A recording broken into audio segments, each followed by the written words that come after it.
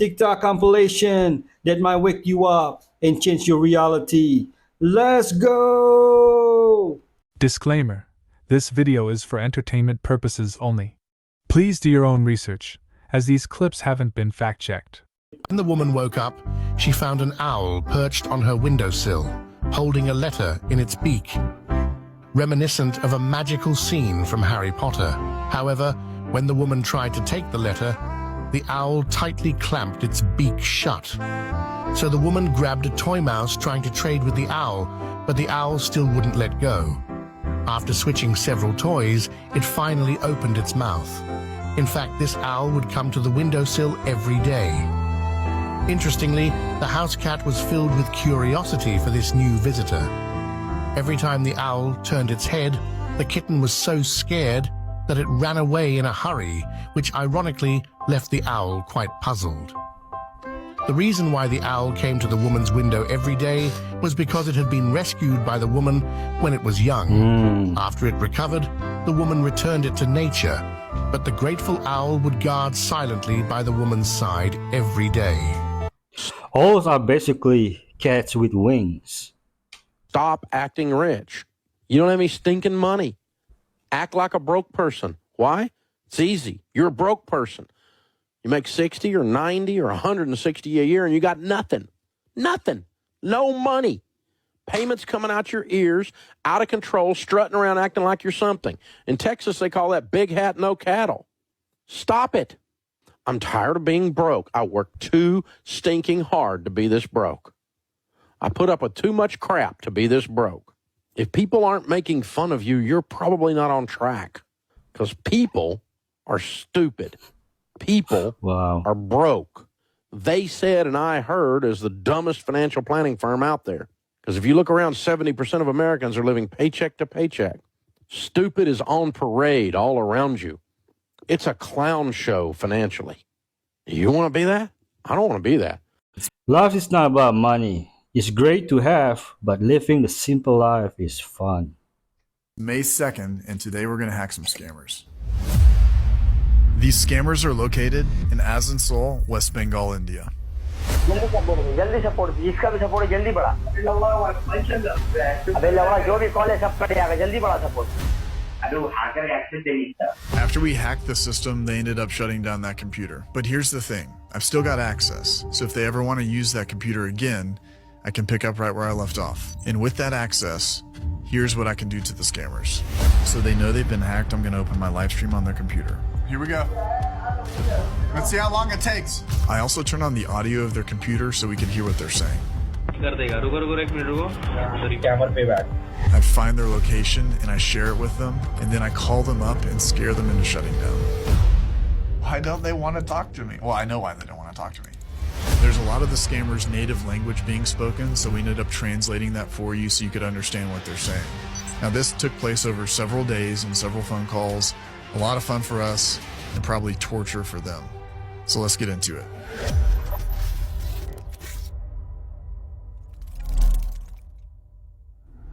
Okay, I'm just going to call this one guy just as a warm-up. Thank you very much for getting connected with cancellation department. This is Steven. How can I help you?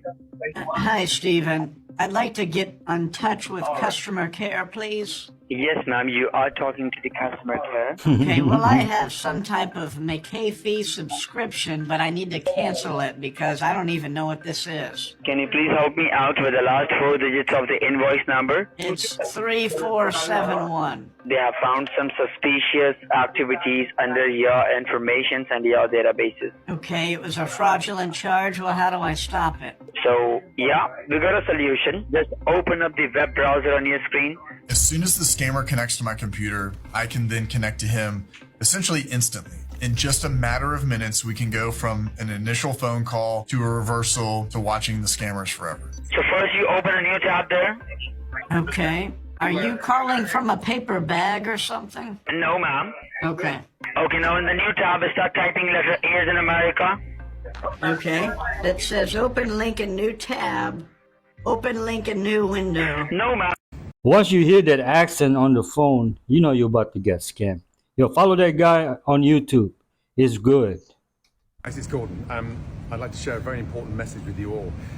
You know how much I love cycling and triathlons and Ironman, etc. This week, unfortunately, I had a really bad accident, and it really shook me. And honestly, I'm lucky to be here. Now, from those incredible trauma surgeons, doctors, nurses in the hospital that looked after me this week, they were amazing. But honestly, you've got to wear a helmet. Yeah. I don't care how short the journey is. I don't care, the fact that these helmets cost money, but they're crucial. Even with the kids, a short journey, they've got to wear a helmet. Now, I'm lucky to be standing here. I'm in pain. It's been a brutal week, and I'm sort of getting through it. But Whoa. I cannot tell you the importance of wearing a helmet. This weekend is massive. It's Father's Day for new fathers, old fathers, middle-aged fathers. I want to wish you all a very happy Father's Day. But please, please, please, please wear a helmet, because if I didn't, honestly, I wouldn't be here now. Happy Father's Day.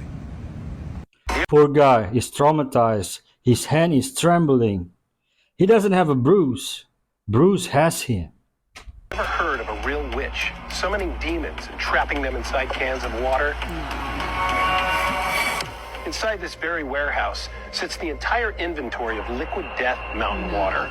Each can is about to be infused with real demons by a real witch. Nah, bro. A lot of what I practice can be considered traditional witchcraft. What you're about to witness is very real, very dangerous, and in my opinion, a terrible idea. Wow. We enter into... No. We ain't entering into... No!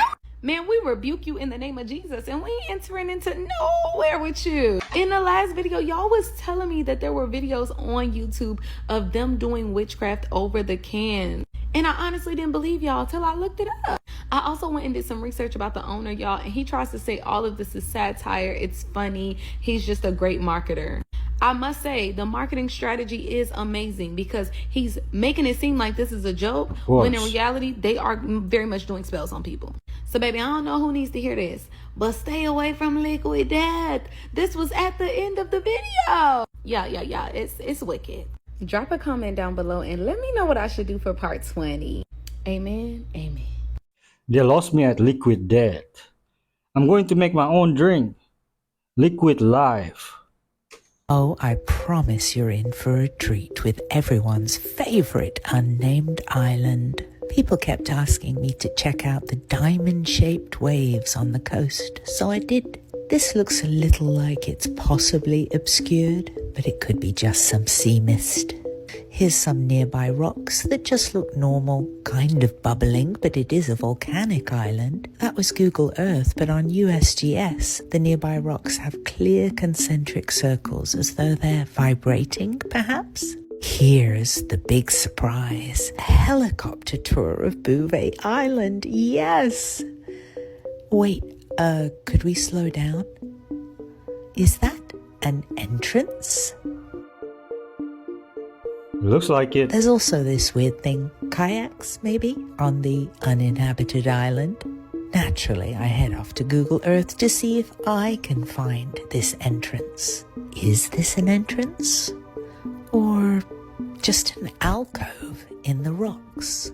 By the way, I also found this. It's between Bouvet Island and Brazil, deep in the ocean. Clearly a structure, and not just a little structure. That's at least 50 kilometers wide. Curiouser and curiouser. Could it be related to Bouvet Island? See you in the comments. Take care. Buffet Island wasn't on anyone's radar until the blob showed up this year.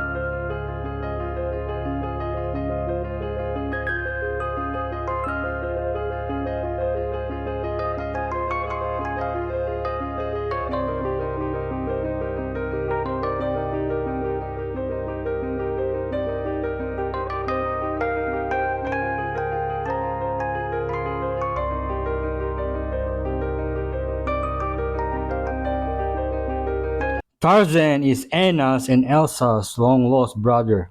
It was confirmed. Many people are aware that Ken Griffin, the owner of Citadel, bought this 2.5-acre lot for $363 million. What a lot of people don't know is that he also bought some neighboring lots. He bought this tiny corner for $20 million and also bought this entire office building for $286.5 million.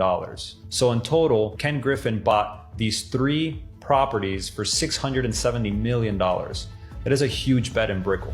Miami, I think, represents the future of America. I don't know what you're crying for. Because what?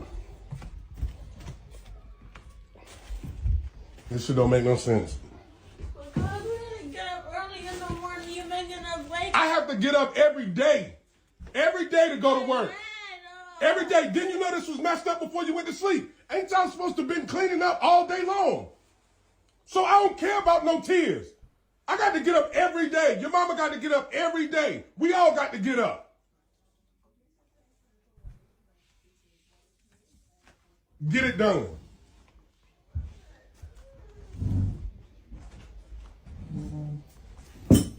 Who bears that? All right, it needs to be put in one of y'all rooms and out the living room.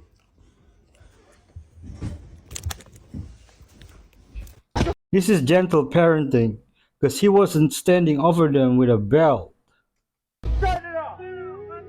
God bless you. Hey, that was a good hit, man. God bless you, sir. Stay back from him, man. He's unstable. The Bible says, believe on the Lord Jesus Christ and you shall be saved. You know, the Lord Jesus Christ, he took the hit of God's wrath. Jesus can save you, sir. I forgive you, my friend. I want you to be saved, and I want you to know that Jesus took the wrath of God. Jesus was hit by the fire on the cross, and he came back. God's people will be prosecuted for spreading the gospel. For some reason, persecution is mainly directed towards Christians. Ask yourself why. Why is the name of Jesus banned in some institutions?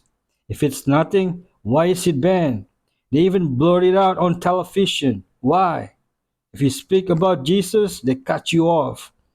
The devil knows the truth, and those who persecute Christians are with him. Who you with, folks? Drop a comment. If you are ready for irrefutable proof that the entire ocean is flat and level, look no further than the railgun, which uses an electromagnetic pulse to send a 3/4 ounce projectile 17,000 feet per second and can hit a target 100 miles away.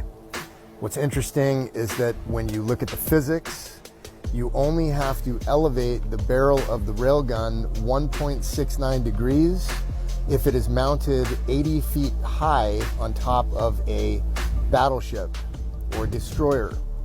So typically 80 feet high, you have an angle of 1.69 degrees. And get this, when the projectile hits the target, it's actually 34 feet higher than its starting point. 34 feet higher than its starting point.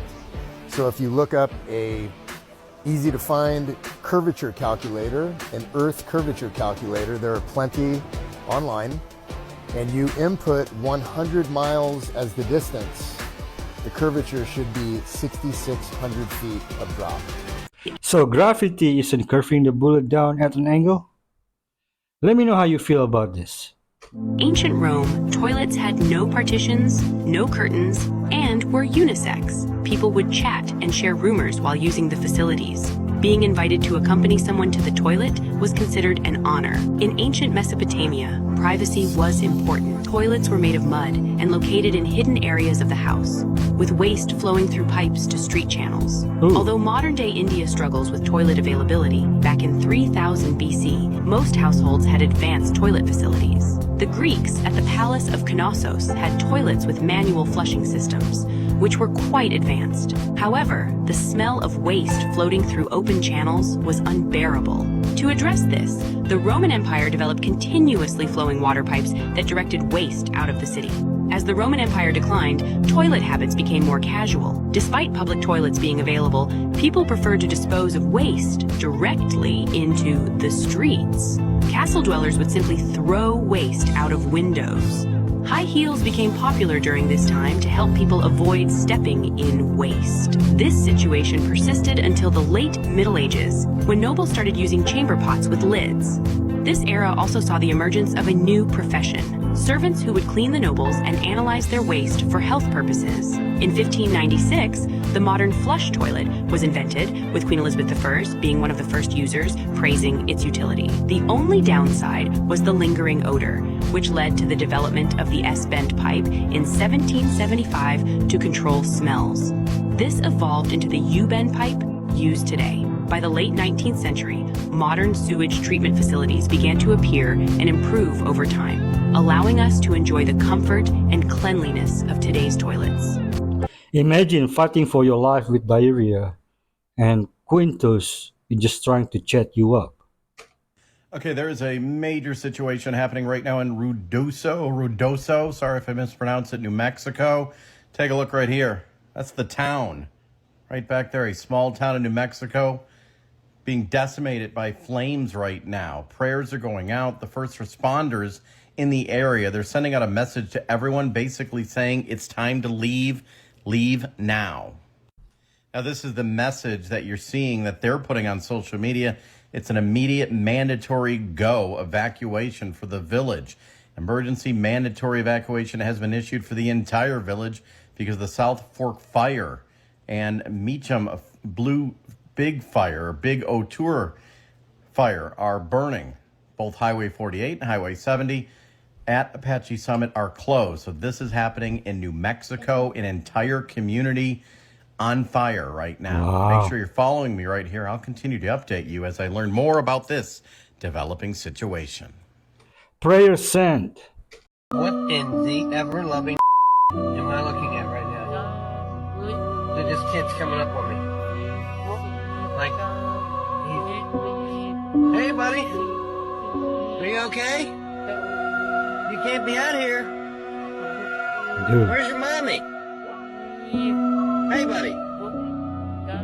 Holy shit, dude. What in the... What the fuck? It's weird.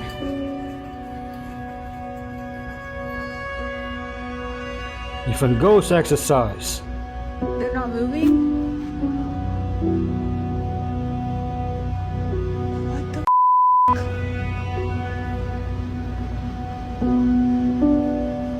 Why aren't they moving?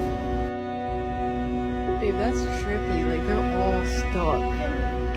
Hold on, wait. I want to show. They're literally all frozen. White balloon float from a coffin towards a crying woman at her son's wake.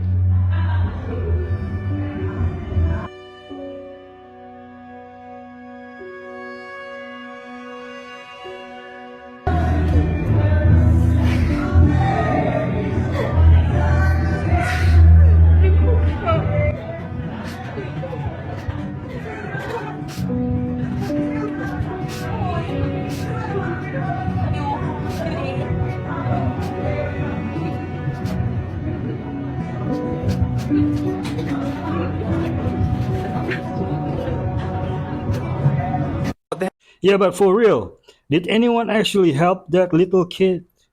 Hey, today I'm going to go to the underground illegal catacombs here in Paris. It's going to be scary, but let's check it out. Lying deep beneath the city of Paris, there is a labyrinth from the 1800s that was used to store over 6 million dead people's bones. And after messaging random people on the catacombs subreddit, I met a local that was willing to take me as long as he stayed anonymous. He took us straight to this random hole that was carved out in the middle of a wall that went directly to the catacombs.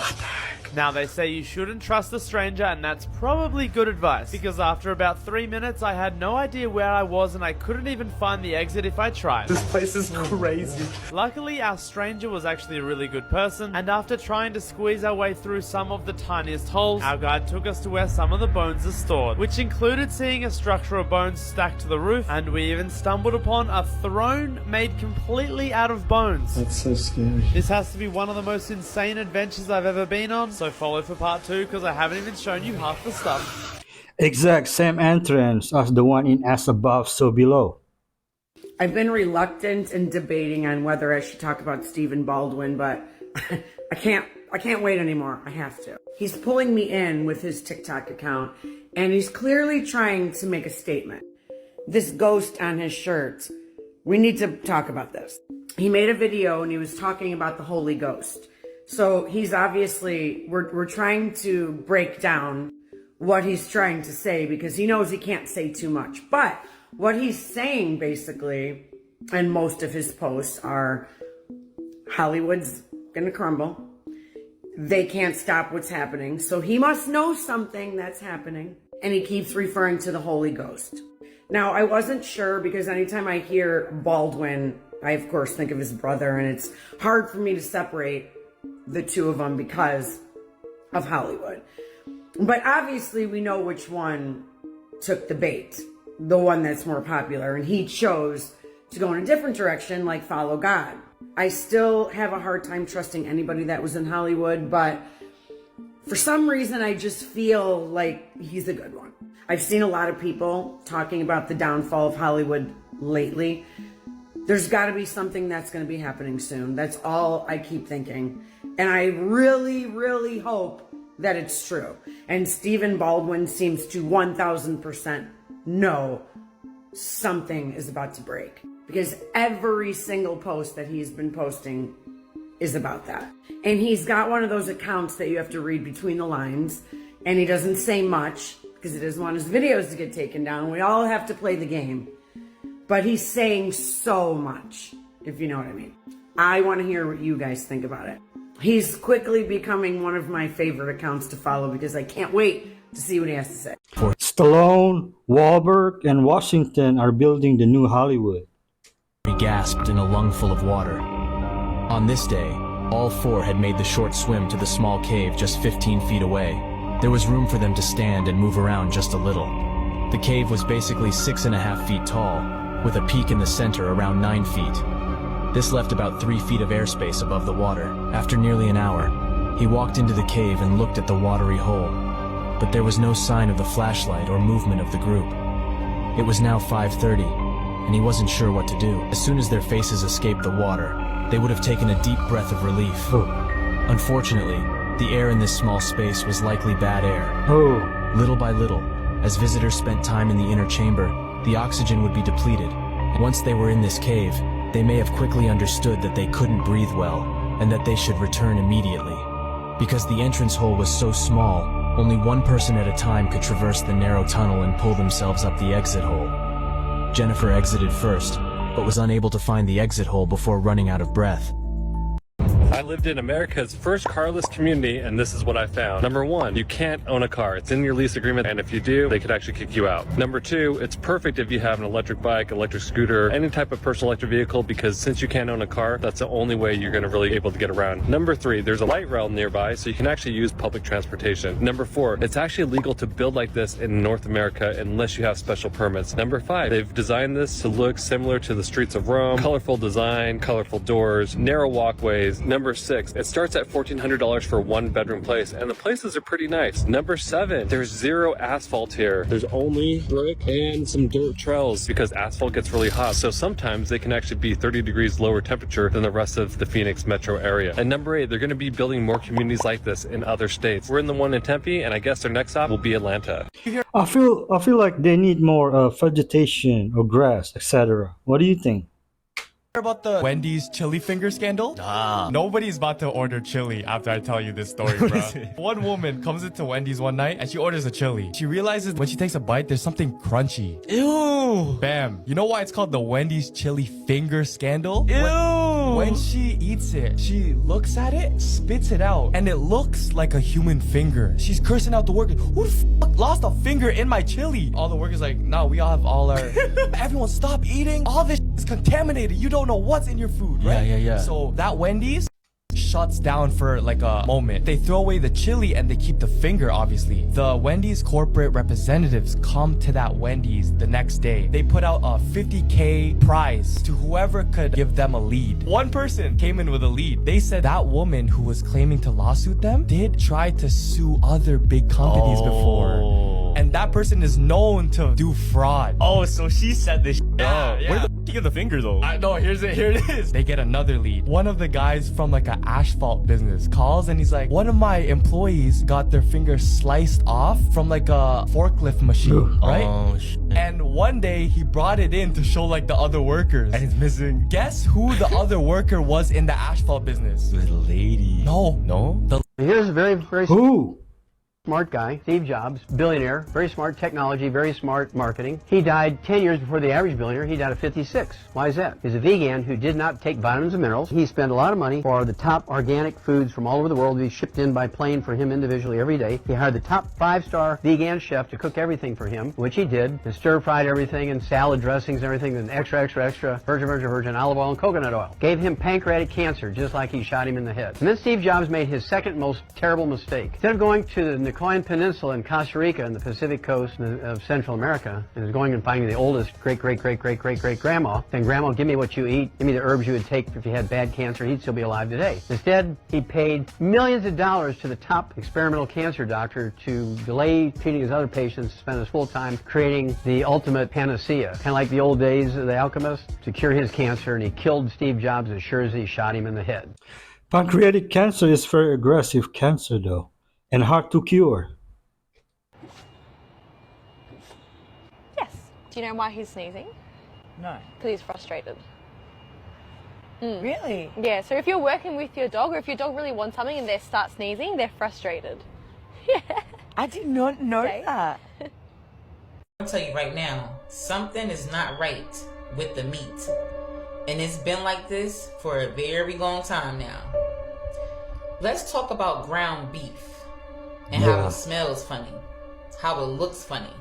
Now, this is for entertainment purposes only. Just think about all those times you went to the grocery store and picked up a pack of meat that didn't look normal. Yeah, because it's not meat. I think we are eating each other. What? A lot of people are getting sick from eating ground beef. They're getting cancer, high blood pressure.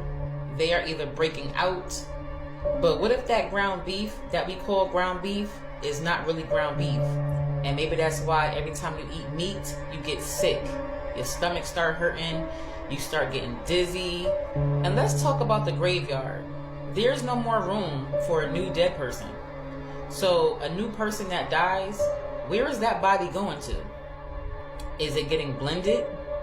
Even when you cook ground beef, it has a weird smell to it. It has a bad odor. Almost as if a dead person got grinded into a grinder and it became meat. The graveyards are packed, and it's been like that for years. And people are dying every single day. So where are the bodies going? I only buy my meat from the butcher around the block. You guys don't find it weird that after Under Paris, a movie comes out on Netflix about sharks needing to find a new habitat and attacking people, that here we are with this strange ocean phenomena. And I've seen people saying, oh my God, it's the ocean, that's where they live. Honey, wake up. That's not what we're saying.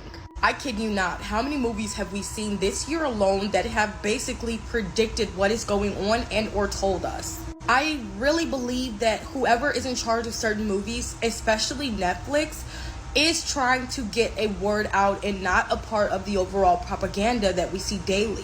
Because there is a chain of command that knows what is going on before us. The theme of Sharks in Paris was that there was a new breed of shark that no longer needed a male to reproduce and adapted to being able to live in freshwater because their home water was so heavily polluted, along with global warming, and they had swam into residential areas and began attacking people. And while doing that, they produced thousands upon thousands of more sharks at a rapid rate with no males around, all females. Mind you, this movie just came out a couple days before those shark attacks happened, And all of those sharks were seen and are being seen in Florida by the thousands. You have things like orcas swimming in the Gulf of Mexico. That is not supposed to be happening. Sharks are not supposed to be there at this rate and doing the things that they are doing. I saw a freaking tiger shark swim on shore to try to get someone. What is going on in the ocean, and is something possibly causing sharks to run to the shore? Global warming is affecting our oceans, and literally they are heating up. And if an ocean is heating up, it's disrupting multiple habitats and even possibly letting something thrive where it's not supposed to. Think about Sharks Under Paris, the movie where the shark was so large that it had grown at a rapid amount of time in literally just a couple of days. I bet you that ocean heating up is allowing something to thrive and awaken, and that we have never seen before, come further and further from their home and closer to the surface. They can no longer thrive where they live, so they're coming closer to find a new place. Watch these movies. They literally tell you a lot. Remember the guy on TikTok that would monitor the sharks, and with that app? Then he came out and said, if I disappear, it wasn't an accident. Has anyone seen him? Are you okay, little boy? Are you okay, little fucking dirty ass Pennywise? I can fuck you up. Can I You're not? not gonna do anything, no. We'll see. We'll see how tough you are when I get to Florida. See you soon. I'm not in Florida.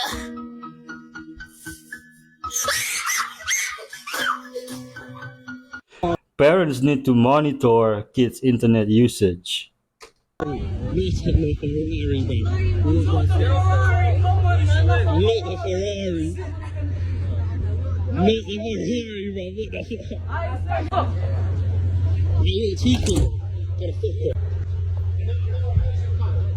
a Ferrari, it's not just a normal car, man. Let's get it in with you. I'm gonna send a Ferrari. No, G, I like, you know fucking West Coast. I know Canada. What the fuck? You got it, right? Alright. Meet the Ferrari. See you anytime this week.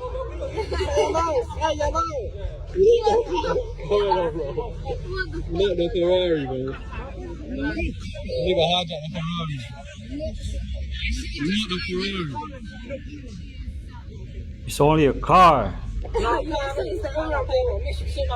Keep on walking towards Parliament. Now you're Parliament there. Keep on walking towards the E3 and we'll see you. We should see you. Just keep on walking forwards. Towards the E3. Is this okay? Just keep on walking towards the E3. What the fuck, man? Alright, more. Alright, back out the tits for the man them. No. I just drive with her still on top, and then a sharp right turn would fling her off. No problem. Frequency bands that were blocked out were those of the 8th dimension and those of the 12th dimension. These particular dimensions, to block those out, is how you sever your connection to source. It's how you sever your connection at D12, between D12 and D13. When you go into D13, 14, and 15, you're dealing with the level of personal identity or planetary identity. That's called a rishi. It's a collective. Well, the avatars of the Elohim family that decided they didn't want to have to listen to anybody anymore about the law of one, disconnected themselves at D12, and then they disconnected themselves from something called the monadic imprint. It's connected to D8, and it goes through into the ascended levels, into something called the monadic imprint, which is the original imprint of your God seed pattern, your first individuation from source. The way they created independence for themselves, where they could become creator gods and make their own little legions and their own little universes, was by severing the 8th and the 12th dimensional frequencies out of their consciousness, out of their morph field, out of their DNA. They have 10-code DNA because of it.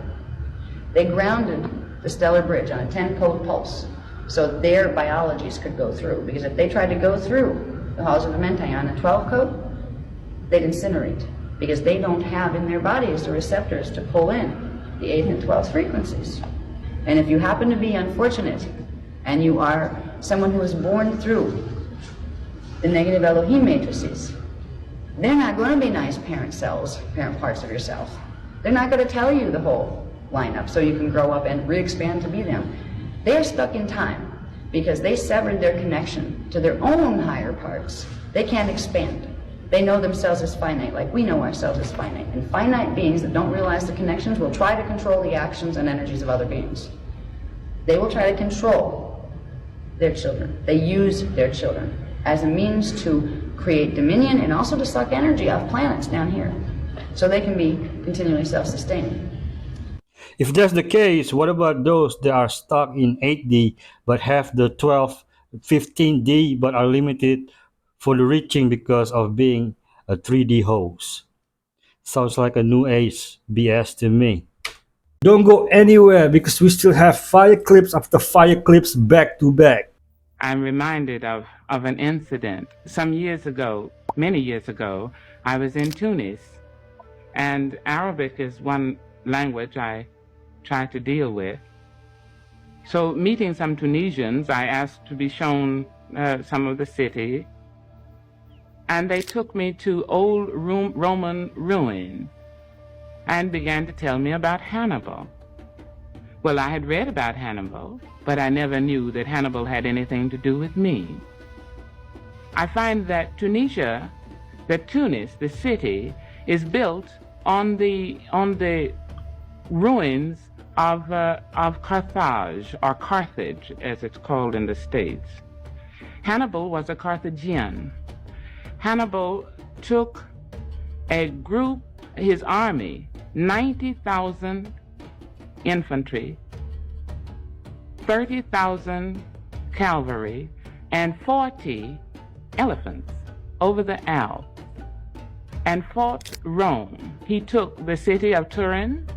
He had already taken, Carthage had already controlled Spain, and he was doing very well in Italy, although he lost over half of his forces crossing the Alps. He was repelled at the gates of Rome and defeated there.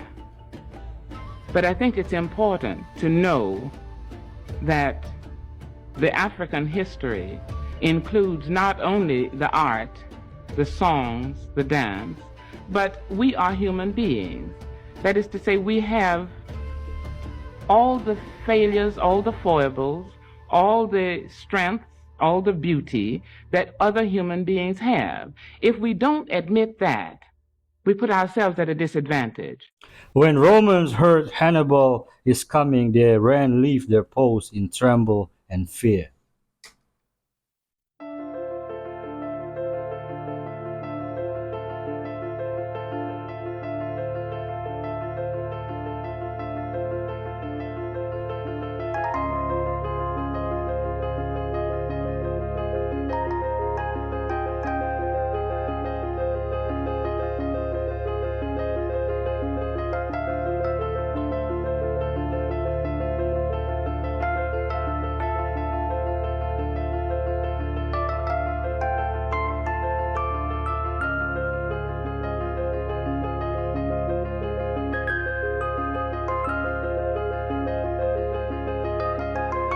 It is not forgotten, it's forbidden.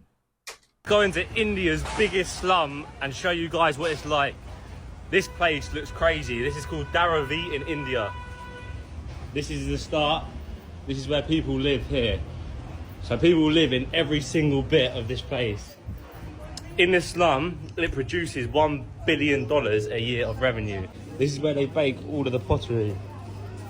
As you can see, they're stuffing cotton in to create this big smoke. They're just drying the pottery out here, but it's so hot in here. Like, it's hard to explain how hot it is. Let me show you guys around, because it's mental. I've just spent an hour in here videoing. It's crazy. Kids playing in the street here, cricket. Hello. Oh, both. They're playing a game of cricket. Hello, bro. How are you? Good? Good, brother? Hey, good. Yeah, good player. As you can see, there's so many families here. He should come and see Indonesia's slum in Jakarta. It's crazy. Teenager who made that 911 call is finally speaking publicly at length and laying out exactly what he saw that night and what has happened since. We were in the backyard fixing a truck, and then out of nowhere we just see a big light fall down and basically crash in the backyard. And moments after, like a couple of seconds after, I saw the big giant creature in front of me. The alien, whatever you guys want to call it. The alien demon, whatever you guys want to call it.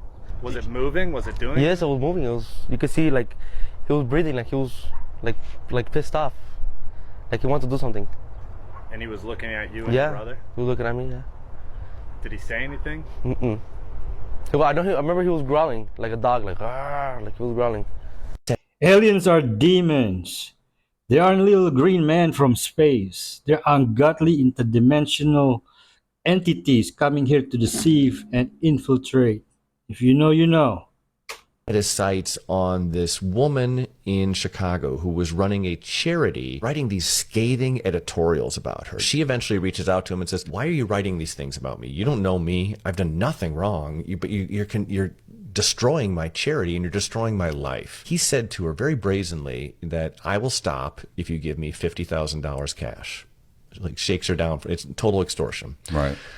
She's like, "Let me get back to you." She contacts the FBI. The FBI wires her up. "So if I give you this $50,000, you're going to not write these horrible things about me. You're going to stop it." And he's like, "You got it." She gives him the $50,000 and he gets arrested. He goes to trial, but because he was just a journalist and doing a non-violent crime, he was let out between his conviction and told to come back in 90 days for his sentencing. And he disappears. I was assigned to catch this fugitive. I took the giant case file over to the Violent Crime Task Force Fugitive Squad. The guy like, "Let me see that." He begins leafing through it. He goes, "All right, Tom, here's the deal. This guy's Mexican.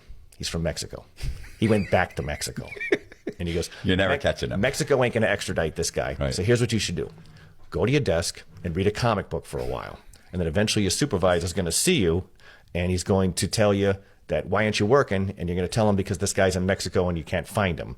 And then he's going to assign you a real case and you can spend your time doing that." So I thought, all right, well, if this whole thing's a big charade, I'm going to play along with the charade. And I went out there and began knocking on doors and asking questions about, "Have you seen this guy? Do you know where he is?" And no one knew where he was and no one had seen him in years, but I learned a lot about him. He was the tango king of Chicago, Matt. He was the best tango dancer anyone in Chicago had ever seen. And then one day I'm sitting at my desk and I get a letter in the mail and it was addressed to me. And I open it, and it is a photocopied page of a magazine called Dancing USA Magazine. And I look through there, and there's a letter to the editor from Gilberto Granados Lopez. He's a subscriber. And then I cold called Dancing USA Magazine. They answered the phone, Dancing USA Magazine. And I have no reason on earth why they would believe me, but I identified myself. I said, "My name's Tom Simon. I'm an FBI special agent. I'm conducting an investigation where I'm looking for a fugitive. I have reason to believe that fugitive is a subscriber to your magazine.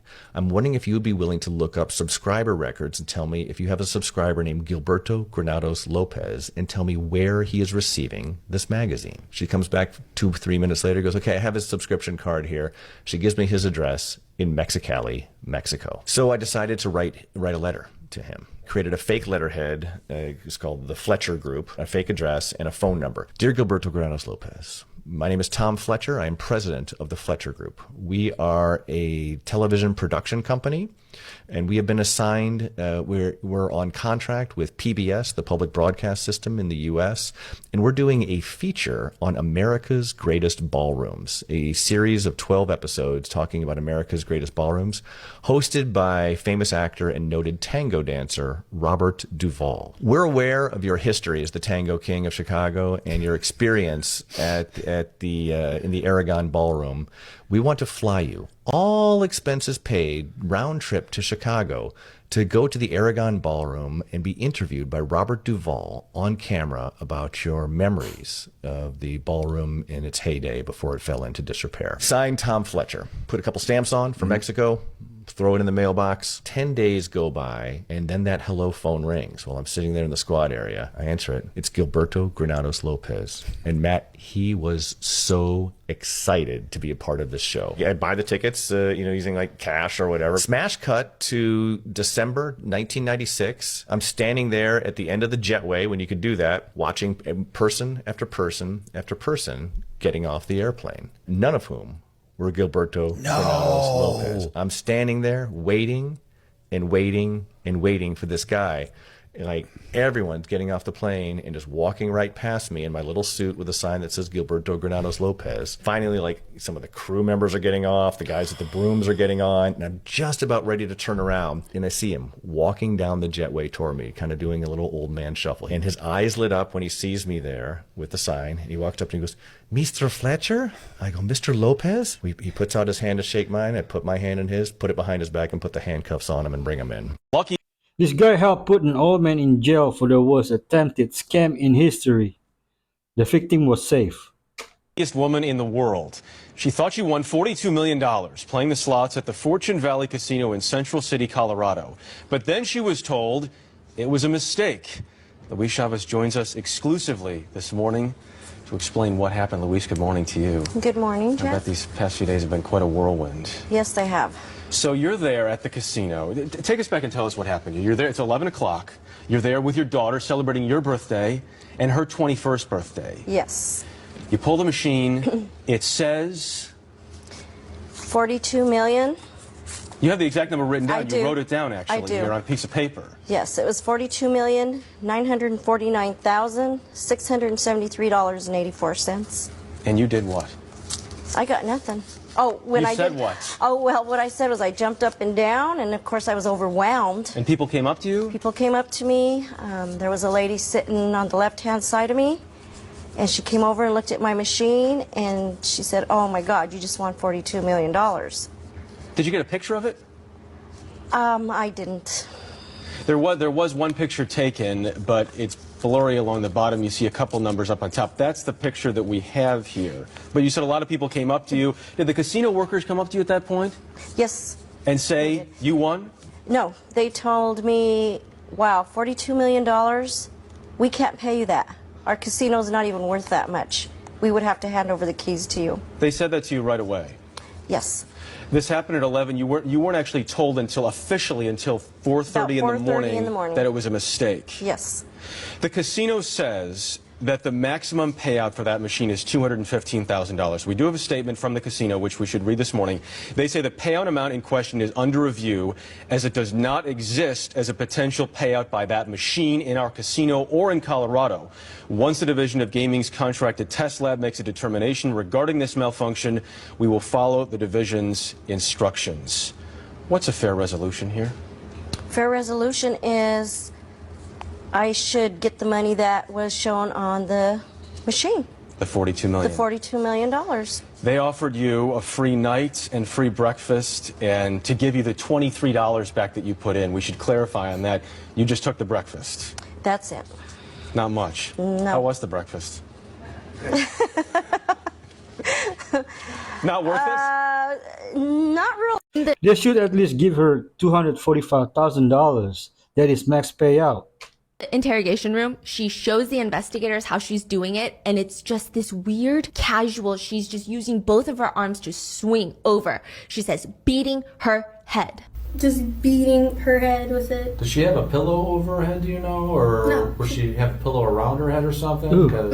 Okay. Ooh. Cassandra drags her grandma's bloodied body into the room next door. She's leaving these bloody marks behind, and she joins Johnny and her grandpa. We need the safe code. Johnny looks at Cassandra. Can you grab some knives? Cassandra runs downstairs to the kitchen, grabs the 3 biggest knives that she can find, butcher knives, runs back up, hands them to Johnny. What's the safe code, Grandma? They're questioning Grandma Wendy, and they know that she has a safe in her closet, but they need the code to get it. To show her, Grandma Wendy, that they're so very serious about this. They're not messing around right now. Johnny grabs the knife and in front of Grandma Wendy starts stabbing Grandpa Randall in the stomach. Once, twice, 3, 4, 5, more than 5 times. And Grandma Wendy starts pleading with them, her own granddaughter. I'll give you the money. I'll give you my keys. I'll give you anything you want. Cassandra says Grandma Wendy was mumbling through the duct tape, but they could still somewhat understand her. She says, and I quote, I mean, she was mumbling through the duct tape. You could still understand her, but at the same time, you couldn't. You know? Regardless, none of that mattered. All that mattered is Grandma Wendy is about to give her the safe code. And once she gets those magical numbers, she runs into Grandma Wendy's closet to unlock the safe. She clicks in the safe code,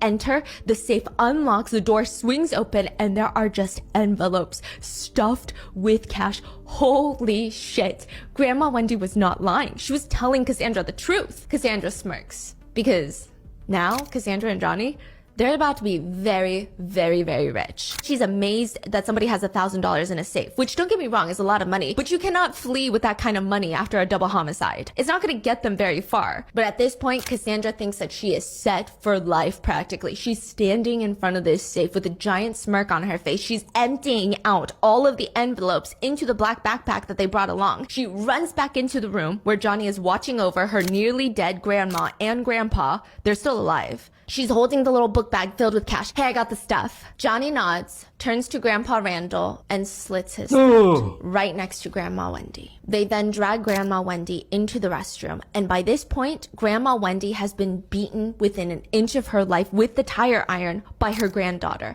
but she's still alive, which is crazy, as Cassandra puts it, because she was, quote, beating her head with the tire iron. You guys see her eyes? Something dark in there. I feel uneasy every time she look at the camera. Scrolling through Twitter today, and at Twitter, X, whatever. I was scrolling through X and I saw this tweet. Alleged unedited clip of a mysterious creature tending to its prey in Mexico. What the hell is that? Usually I'm not the type of person that gets scared easily because I like this type of stuff. However, when I saw this video, I low-key got freaked out. And if you guys have been following me for quite some time, you know that if I can prove something wrong, I would. But I do also like to give the benefit of a doubt. However, when I saw this video, I don't know, it's just something didn't feel right with me while watching it. Watch the video, y'all, and let me know what you guys think down below. Just watch this and let me know what you guys think. No mames, ve. No mames, ve. ¿Ve eso? Mames, eso está bien cabrón. No manches, pa. No. Mira. Ay, Dios mío. Dios mío. No te pases de lanza. Mira. No. Ve. Ay, Dios mío, ve. No manches, ve.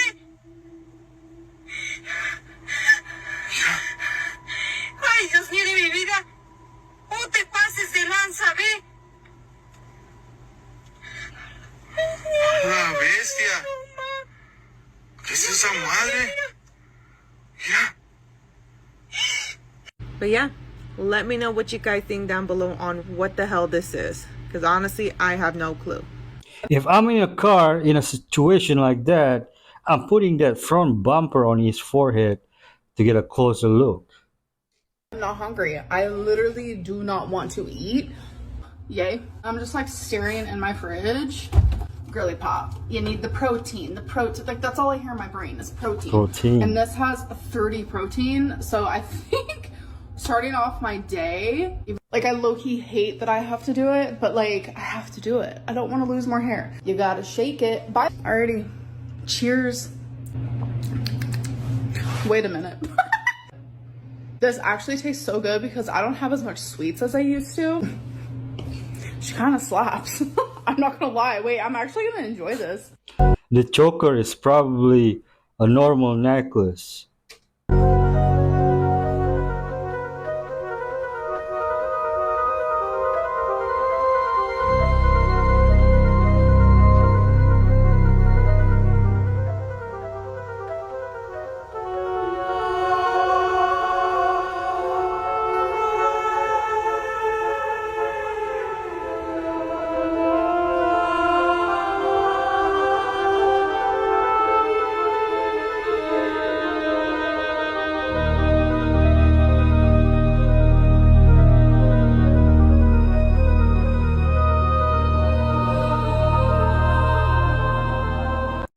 I love this, but it looks too modern to be real. I'm sorry. Is Russia really that clean? Yeah, it is, but let's see if we can find some poop in the metro station to match New York City. We're in the very center of the city, but all the metros pretty much are the same. As far as cleanliness, right now it's 5 minutes before entryway. Just to show you, here's the clock up here. 4 minutes, and they're constantly cleaning because gentlemen like him clean it all day long. And Russians tend to be very clean anyways. They don't like dirt. If you don't believe me, marry a Russian, we're gonna pay for the metro. There we go. And we have a long way to go down. That's one of the deepest metros in the world. Even the lady at the bottom of the escalator, she's nicely dressed. So here we are at the bottom. Look at all the hooligans here at midnight. I mean, this place looks so dangerous. See if we can find some poop somewhere. I found a manhole cover. Maybe there's some down. Let's check this side. Nope, can't find any. Can't find any drug users either. I don't even see any police. How about here? And now we're actually after midnight. Quite a bit of hooliganism, don't you think? And this is an old station too, 1955. Ooh. Oh, I found a little bit of dirt in the corner here. Even the floors are, I mean, they're clean. I mean, they're clean. I wouldn't lick them, but here comes one of the newer trains. Check out the insides. I don't know, it still looks pretty safe and clean. Anybody camping in here? Now try that in NYC or Philadelphia subway. To cut somebody's life expectancy in half at any age, put them in isolation. So if you put a human being in isolation, you will cut their life expectancy in half. How could you see that in the data? There was something we called a broken heart syndrome or caregiver syndrome, and it's well documented in the elderly. You know, when you have a companion that you've been with for 40 or 50 or 60 years and that companion passes, very shortly thereafter, the second companion goes. I always thought that was a myth, like a nice tale of heartbreak and love. When we call it the broken heart syndrome, it was nothing to do with a broken heart, but I mean, the emotional state, I mean, the frequency in their body changes. And when this surrenders. The mind and the body. Mm-hmm. When the mind surrenders, the body surrenders. There's a lot of emerging body of evidence that's actually putting some science behind the theory that emotions can make us sick. And I think everyone's believes that stress can actually lead to pathology and lead to disease. So you know that when we isolate human beings, it's hard to completely isolate them, but we know when we isolate human beings that it has a dramatic effect on life expectancy. Some of the worst science and research that we do is when we study components of the body or cells from the human body in isolation. You take a cell out and you put it in a petri dish and you look how it behaves in vitro, and then you assume when you put that cell back into the body that it's going to behave that way, because cells exist in communities too. They exchange with their outside environment, they eliminate waste, they repair, they detoxify. They're a very active community. And so, you know, the impact of community has a meaning all the way down to a cellular level. The worst type of alone is when you're with someone and are still alone. Secret technique was hidden for so long. It's called electroculture. Works by inserting electroculture antenna in the soil. Electroculture antennas will help electrify the soil. Look what happens after a few days. The plant growth is insane. Learn more. Link in. I want to learn this.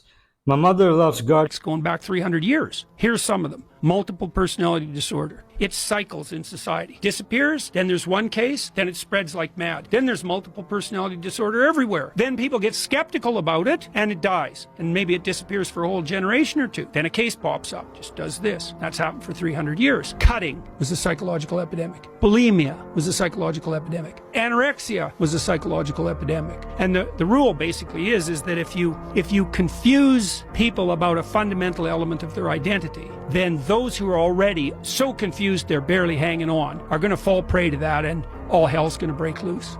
I wonder if there's a specific group that are at the forefront of psychology studies that would use that information maliciously. If you know, you know.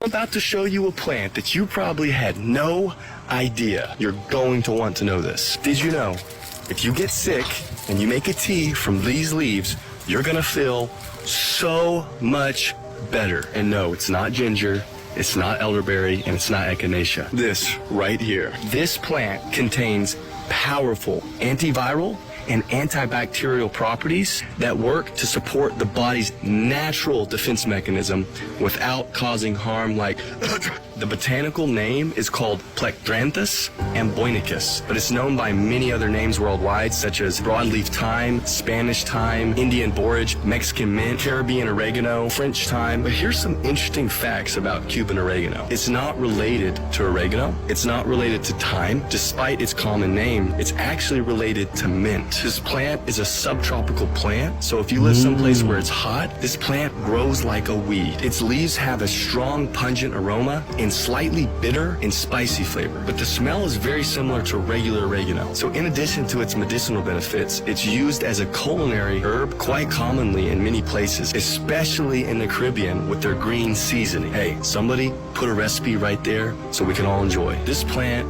is easy to grow, and all you got to do to make a new plant is break a piece off and plant it. If you live someplace up north, you can grow it too, but you have to grow it in a pot so you can make it a house plant for the winter. Would you grow this amazing plant? I would. These are the 5 scariest pictures ever taken.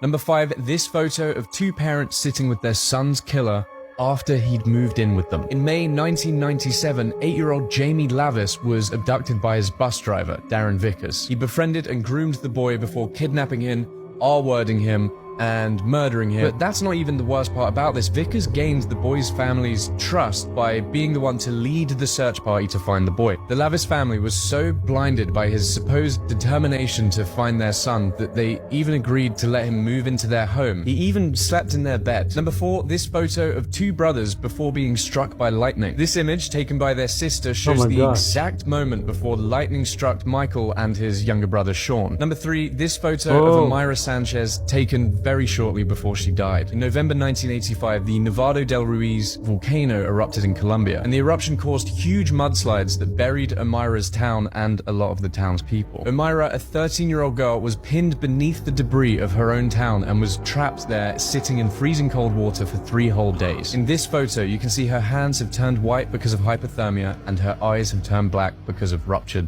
blood vessels. Number 2, this photo of Tyler Hadley at the party he threw after killing his parents. In July 2011, Tyler bludgeoned his parents with a hammer, hid their bodies in the bedroom, and then threw a party at their house. And the most messed up thing is, during the party, his parents' bodies are upstairs, laying dead in the bedroom. The police were called because of a noise complaint, and when they went around the house to break up the party, they actually found the bodies of Tyler's parents, and he's currently serving 2 life sentences. Number 1's probably the craziest picture you're gonna see in your life, but before I get to it, if you like this content and you want to help support the channel, please just drop a follow. It really helps me out. Thank you. Number 1, this photo taken by Philippine politician Ronaldo Dagza of his own assassination. And this image is terrifying, but interestingly, it's thought that because you can see the muzzle flash and that a family member has already turned to face the gunman, that the weapon had already been fired. And it was actually Dagza dying that forced him to take the picture.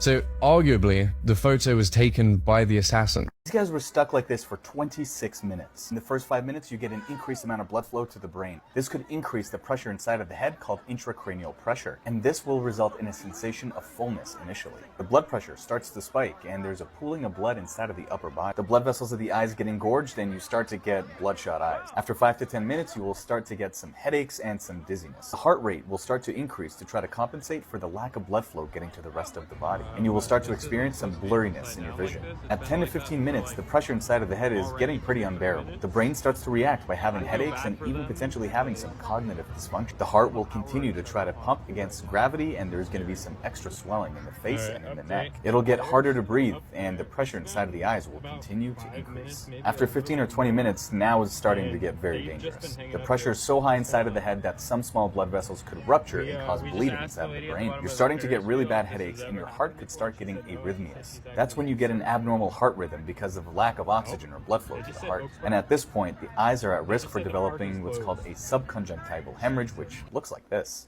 At 20 to 25 minutes, you're at risk for losing consciousness. Your blood pressure remains high, and your eyes could potentially have permanent damage. And anything over 25 minutes is when you start getting issues with oxygenation to the brain. And that could also potentially cause some permanent deficits after the person gets down. Shout out to all these people that were on this ride. I'm glad you guys are okay. I'll be on the phone with my lawyer once I got down.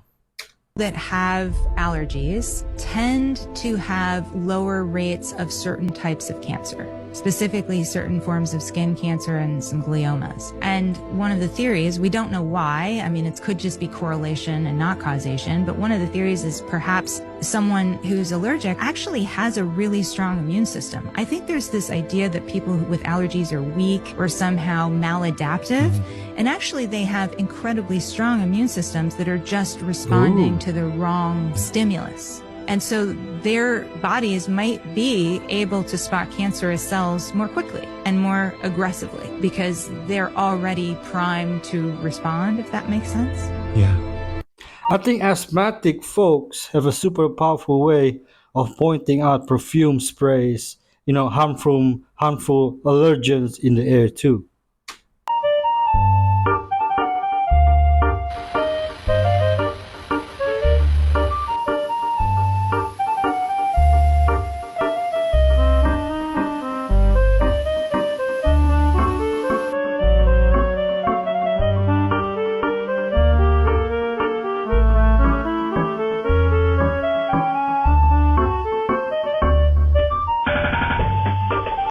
What language is Putin and Kim speaking to each other? If you know, drop a comment, please. He was fined 1 million euros a day for not allowing mass immigration in their country by the European Court of Justice, the European Union's highest court, finds Hungary guilty for not allowing migrants into its border. It will now fine Hungary and its people with 1 million euros a day until it complies. On top of that, an initial 200 million fine will be levied. So, you take care of your people, you respect your country's sovereignty, you accept only those that are going to bring a positive impact to your country. And what do the elites do? What does Europe do? They fine you and your people $1 million a day for not allowing mass immigration. And for everybody that's going to call this hate speech or xenophobia or bigotry or being anti-immigrant or whatever the case it is, between 2010 and 2021, the number of crimes in Hungary fell from 447,000, almost 500,000 per year, to 154,000 per year. 500,000 a year, 147,000 a year. Hungary is one of the safest countries in Europe. They take care of their criminals by locking them up. They only accept migrants and refugees and asylum seekers that are going to bring a positive contribution to their country. They keep their citizens safe. Don't get me wrong, it's still one of the most corrupt countries in Europe. Probably Romania is even more corrupt than Hungary. However, at the end of the day, the Hungarian government are doing what they need to do for their own citizens. And what does the European Union do? Punish them. I really hope that Hungary is gonna do another Brexit so EU learns a lesson, because this is totally unacceptable. Just admit you're in favor of open borders without telling us that you're in favor of open borders. It's not immigration, it's inflation.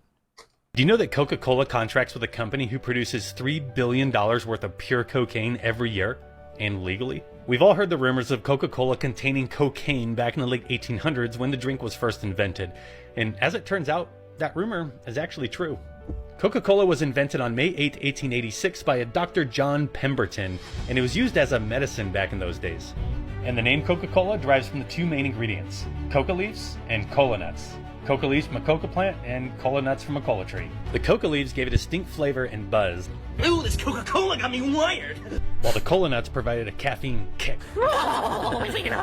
But in 1914, the Harrison Act was passed, which required all narcotics manufacturers to register with the government and obtain special permission to sell certain drugs.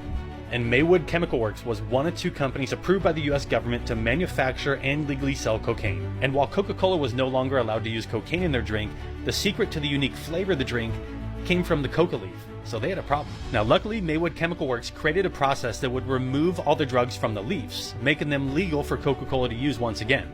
So from that point forward, they started buying what they called decoconized leaves to keep the unique flavor of Coca-Cola.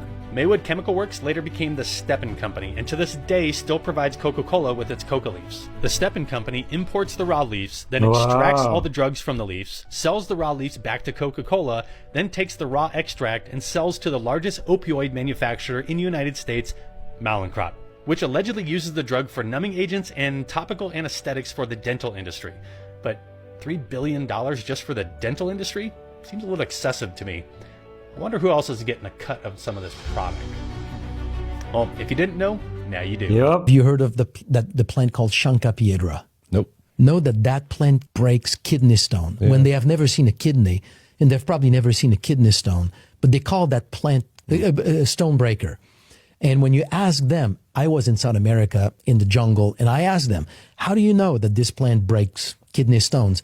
And they say, the plant told me. Yeah, same with ayahuasca. Yeah. And the sugarcane plant. Exactly. They take ayahuasca and then they speak to the plant, and the plant told them that breaks kidney stone.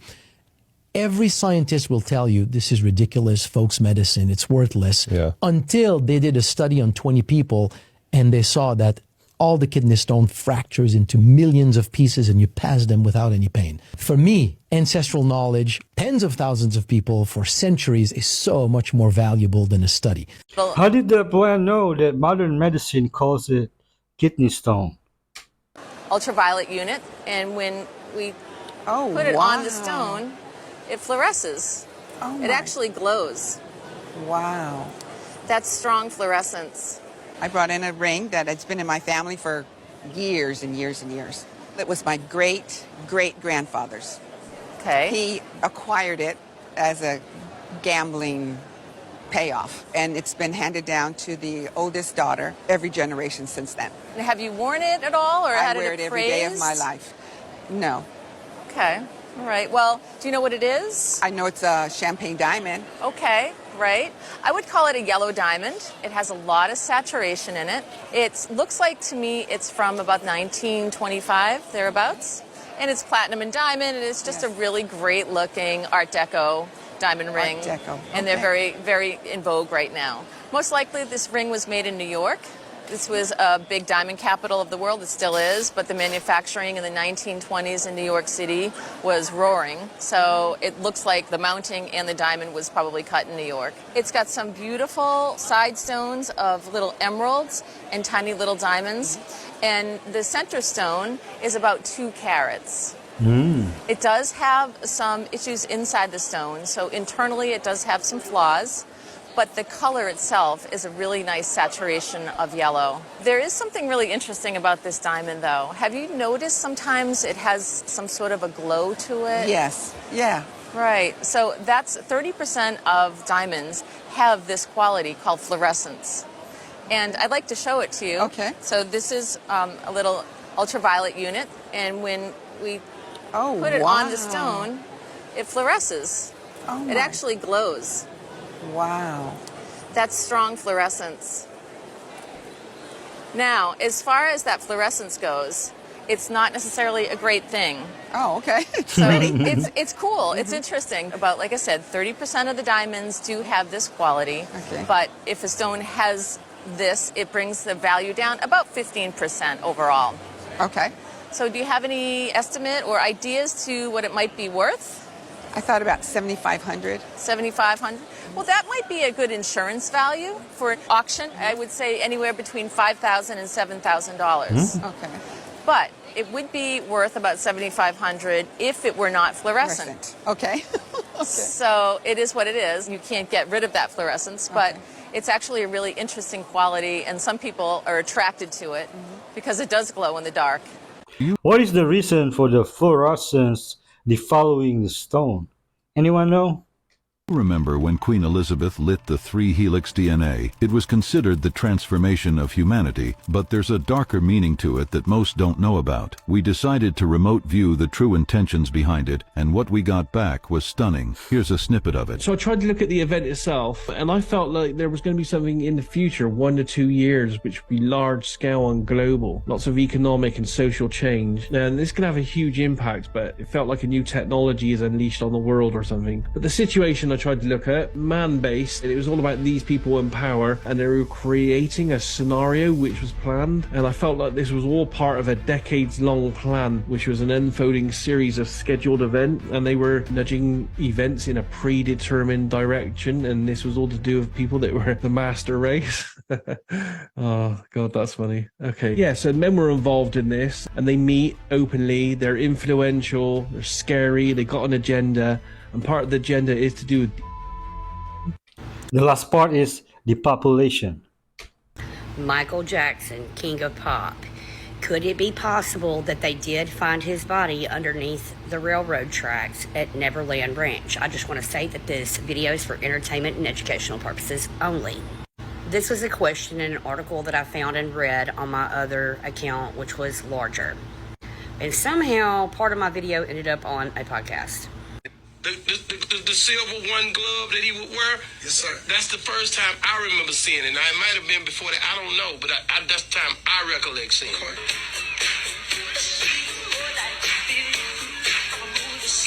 Pretty much so. And what is it? What was the significance of the one silver glove? That's what I don't know. And that's another hidden message, just like in Thriller, him coming up out of the grave. His family didn't believe in that. So everything is called subliminal seduction. They tell you what it is, and you see it in plain sight, and you think it's something else. Wow. Everybody was mad at me until a white woman confirmed it. Coroners have officially pronounced Michael Jackson unalived between 18 and 20 years ago. Okay, now that puts the timeline between 1978 and 1979. That they found his remains on Neverland. Why did they call it Neverland? I don't know. Why did they call it Neverland? Never, never, never.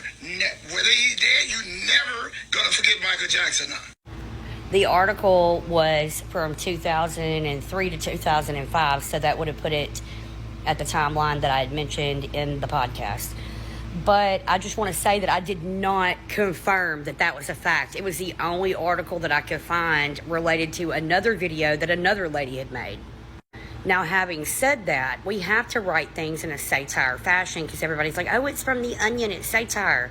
You know what? We also have to say on here, this is for entertainment purposes only.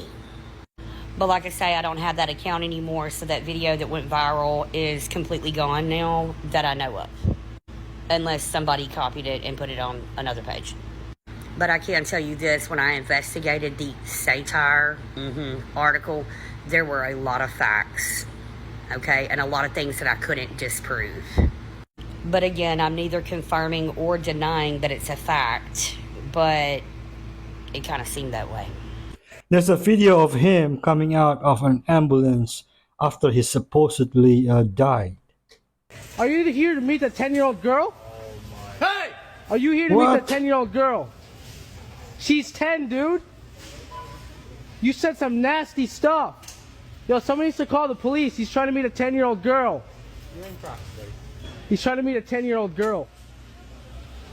Yo, I'm calling the cops right now, dude. It looks like nobody cares. That is sad. Speak corporate? Probably not. I speak legal. Okay, that's enough qualifications for this game. Okay. Core competency. Whether or not you're able to do the job. What does this mean? Deliverables? Yes. Something that's able to be delivered. that's I mean, right? Dovetail. Dovetail where it fits in nicely. And what does this mean? I'm going to say a ping pong ball. I have no idea. Alignment. You're of the same mind. You're headed in the same direction. What does synergy mean? You know what? I don't really have an understanding for that word. I see it a lot. Yeah. But it doesn't connect anywhere with me. What does it mean to take it offline? Stop talking. Stop talking. Just stop it. I like that word, synergy. When two or more people, departments, companies work together and in alignment and achieve the unachievable.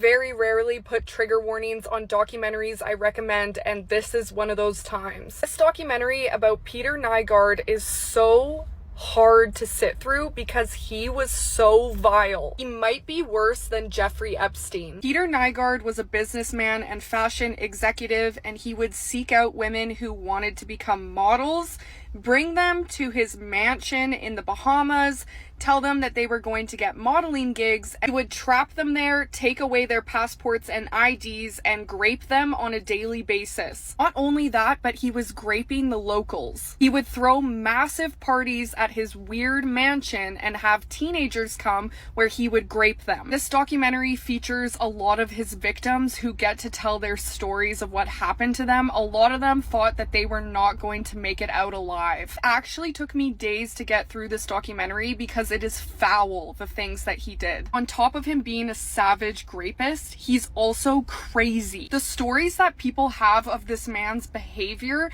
and this weird feud war he went to with his neighbor are one of the craziest stories I've ever heard. Let me know what you guys think about this one and hit follow for more recommendations. I agree. That man was an ultimate predator. Disgusting piece of trash. Alright folks, I'm going to end our video with this coming clip. Be kind to each other. If you haven't subscribed, please do, and don't forget to like or dislike so I can make better content. Thank you for staying till the end. There's a free gift below if you like. Thank you for watching. Have a prosperous day, and God bless. Hey, Bear, you did your thing, man. Yeah. Soft hands. Man, get the fuck on,